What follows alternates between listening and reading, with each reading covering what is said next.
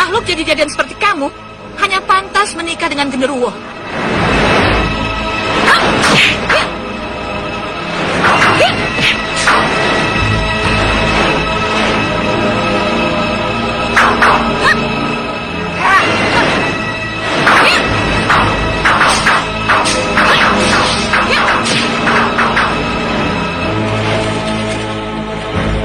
Itu dia setannya. Ya benar.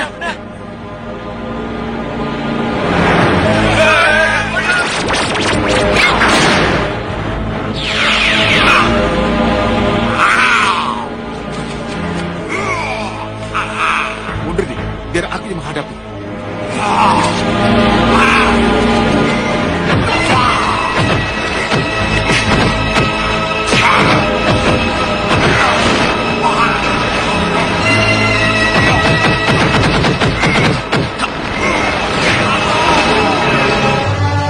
Ayo kita serang. Ayo.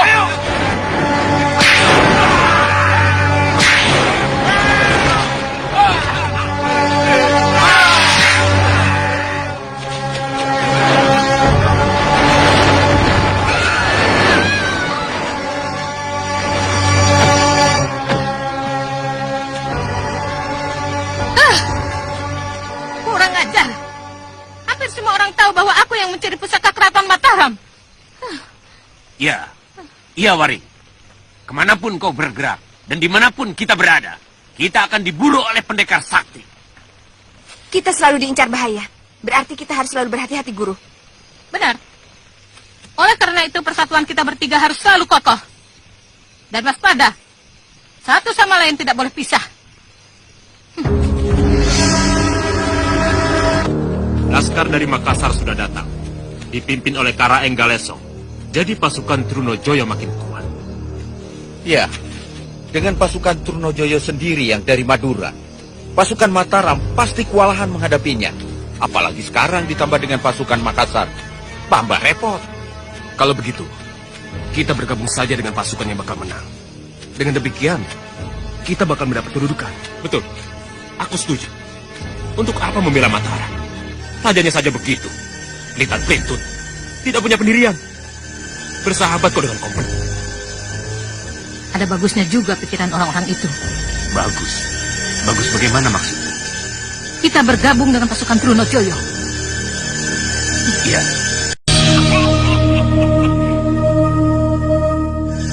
Siluman itu sangat sakti. Kalau Kakang tadi tidak menolongku, mungkin aku sudah celaka. Adik, sebenarnya bukan aku yang mengusir makhluk itu. Tapi Kakang? Aku tidak bohong. Pasti ada orang lain yang menolong kita. Kau tidak apa-apa, Nduk. Ayah?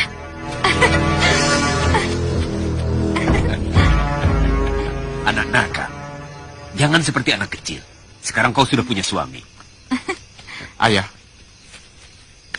terimalah hormat saya. Iya. Kalian tidak apa-apa. Kalau tadi Ayah tidak turun tangan, mungkin aku sudah mati dibunuh siluman itu. Iya, maaf. Aku datang terlambat. Karena harus menolong penduduk yang diburu oleh makhluk jadi-jadian.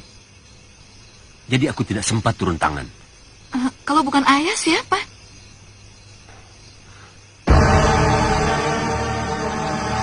Di sana. Aku Gundala Seta. Sangat berterima kasih. Karena kau telah menolong anak dan mantuku. Gundala Seta, telingamu tajam sekali. Guru?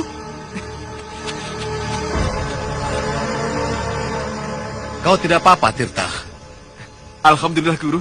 Saya tidak apa-apa. Setelah menghilang 30 tahun, akhirnya kau muncul juga. Aku sudah curiga. Menantuku ini pasti muridmu. Tapi dia tidak pernah mau mengaku. Ayo Citrasena, beri hormat pada guru suamimu. Saya Citrasena menghaturkan sembah pangabekti. Tidak disangka, Gundala Seta memiliki putri secantik ini. Tirta, kau sungguh sangat beruntung. Beruntung sekali memiliki istri seperti dia.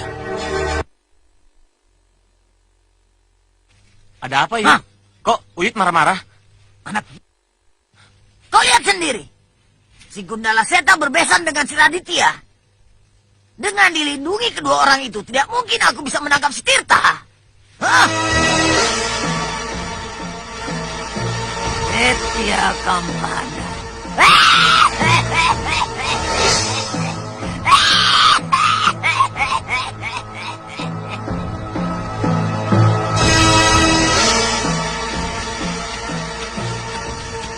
Siapa kalian? Sebut saja kami Sri Kandi bercadar.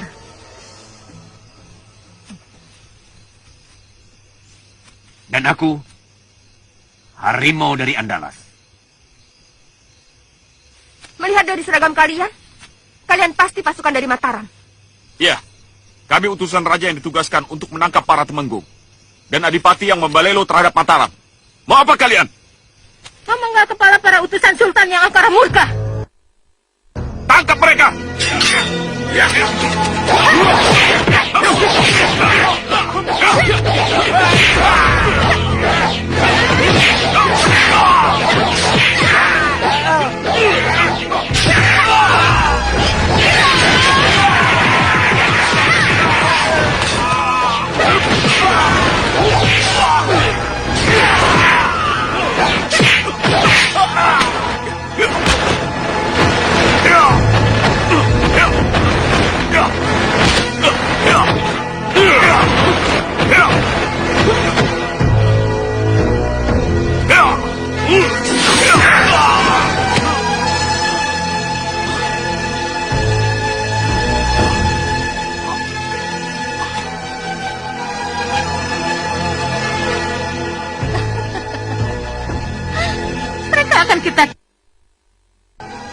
akan kita bawa sebagai oleh-oleh kepada Pangeran Trunojoyo. Kakang mengerti maksudku? Iya. Kau memang cerdas, Waring. Bukan begitu, Lan? Betul, Wak Guru. Guru memang hebat.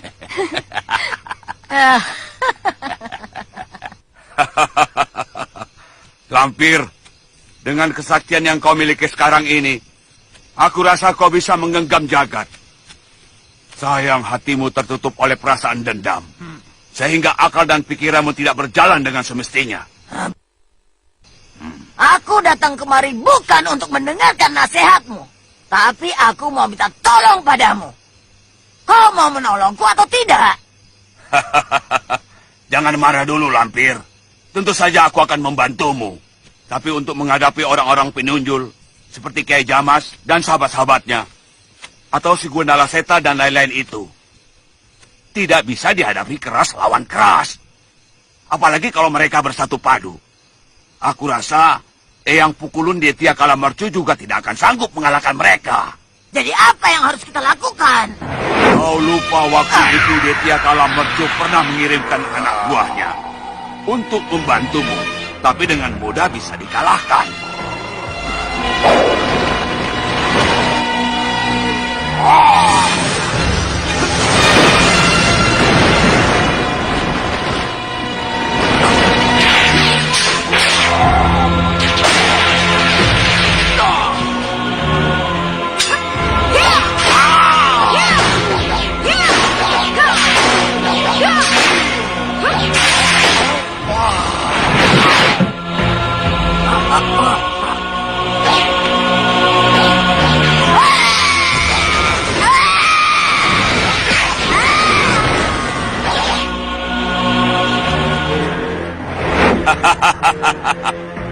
Pak Lampir, kau lihat di belakangmu.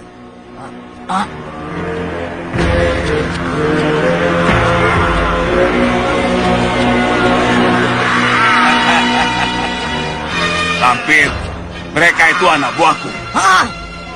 Untung belum kau habisi. Hei, para siluman, sudah tahu tugas kalian? Pergilah.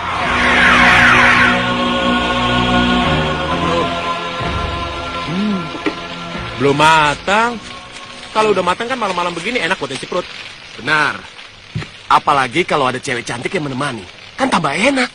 Hus, ngomong sembarangan kamu. Ini kan malam Jumat Kliwon. Memangnya kalau malam Jumat Kliwon, kenapa? Kalau omonganmu didengar genderuwo atau kuntilanak, bagaimana? Kamunya saja yang penakut.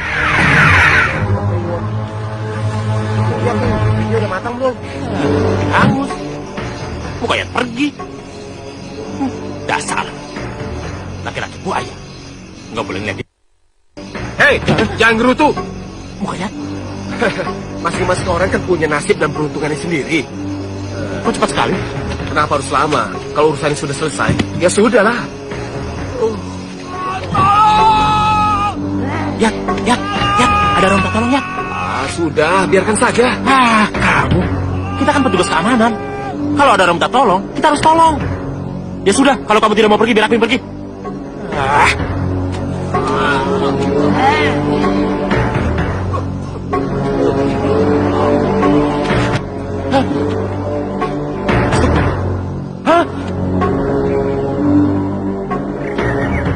Sejak saat itu, Sameun jadi tidak waras. Dia seperti orang hilang ingatan. Sering bicara sendiri. Kadang-kadang, dia berteriak-teriak ketakutan. Dan hampir setiap malam, desa kami selalu mendapat gangguan makhluk halus yang gentayangan. Mereka seakan-akan berada di mana-mana. Di pohon-pohon besar, di pancuran, di jalan-jalan sepi. Bahkan mereka ada juga yang mendatangi rumah-rumah penduduk. Para penduduk yang ketakutan dan bingung itu akhirnya mendatangi Mbah Suro untuk minta tolong. Mbah Suro? Iya. Siapa Mbah Suro itu? Mbah Suro itu adalah seorang pinisepuh yang memiliki ilmu kebatinan. Beliau juga mengatakan bahwa para makhluk halus itu sekarang sedang marah pada para penduduk. Kalau desa ini ingin selamat dari gangguan makhluk halus, maka penduduk harus menyediakan sesajen di tempat-tempat tertentu. Wah, pantes. Pantes apanya? Pantes. Kita banyak menemukan sesajen di bawah pohon dekat desa ini. Ada juga sesajen di pancuran tempat orang mengambil air minum. Nah, kalau dipikir-pikir, memberikan sesajen kepada makhluk halus itu kan mubazir ya Pak Kiai ya? Bukan hanya mubazir, tapi juga bisa menyeret umat manusia menjadi musyrik. Nauzubillah. Kejadian ini memang luar biasa. Makhluk halus itu seakan-akan digerakkan oleh suatu kekuatan yang ingin membuat kekacauan. Kalau begitu, tidak bisa dibiarkan ya Pak Kiai? Betul. Kita tidak boleh membiarkan hal itu berlarut-larut. Sebab hal itu bisa menghancurkan keimanan penduduk desa ini terhadap Allah Subhanahu wa Ta'ala. Tapi kita harus hati-hati. Kita tidak boleh bertindak sembarangan. Sebab kita berhadapan dengan makhluk halus yang kasat mata. Bagaimana situasi saat ini, Paman? Semuanya menggembirakan Kanjeng Pangeran. Kediri mengirim utusan menyarankan agar Kanjeng Pangeran membuat pertahanan di Kediri. Bagaimana dengan Tuban? Belum jelas Tuban berpihak kepada siapa. Tetapi Pati dan penggawanya banyak yang berpihak kepada kita, Kanjeng. Saudara-saudaraku dari Makassar sudah datang semua, Karaeng? Sudah, Kanjeng. Tapi Kae sedang menunggu pengiriman senjata. 2 kapal lagi akan diturunkan di Gresik. Minggu ini, insya Allah sudah bisa mendarat. Ya. Kerabat-kerabat Sultan seperti Pangeran Alit dan Raden Kajoran harus kita dekati. Supaya mereka mau berpihak kepada kita. Sudah. Tumenggung Pasingsingan sebagai orang dalam Mataram yang berpihak kepada kita, sekarang ini sedang mempengaruhinya. Pangeran Alit tidak akan melawan kita. Sedangkan Raden Kajoran bukan orang yang membahayakan bagi kita.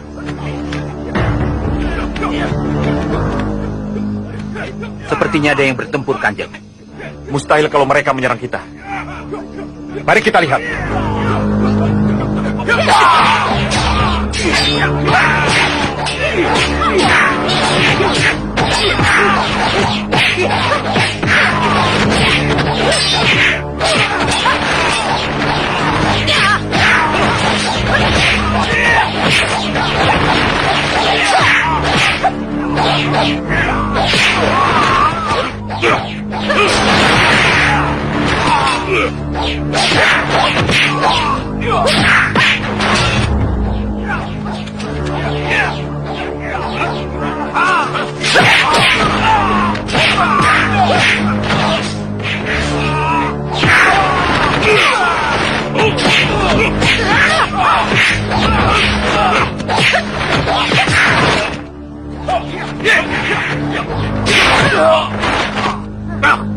Izinkan hamba untuk menghadapi mereka, Kanjeng Pangeran. Baik.